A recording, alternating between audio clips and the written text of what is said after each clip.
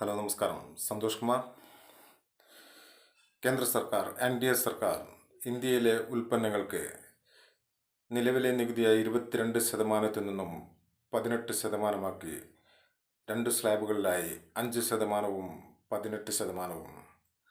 September 22 മുതൽ 175 ഉൽപ്പന്നങ്ങൾക്ക് വില കുറയും.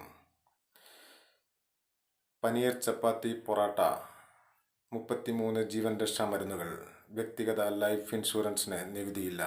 ലഹരി വസ്തുക്കളായ പുകയില, തമ്പാക്ക്, പാൻപരാഗ് മുതലായവയ്ക്ക് 40% നികുതി.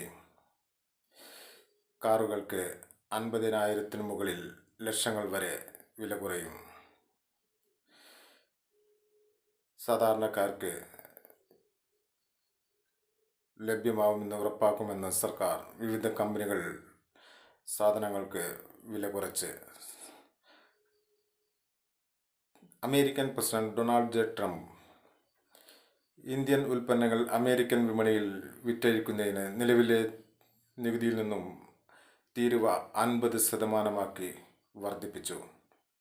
റഷ്യയിൽ നിന്ന് വാങ്ങുന്ന എണ്ണയ്ക്കും നികുതി ഏർപ്പെടുത്തുകയും റഷ്യ ഇന്ത്യക്ക് വില കുറച്ച് എണ്ണ നൽകുന്നു.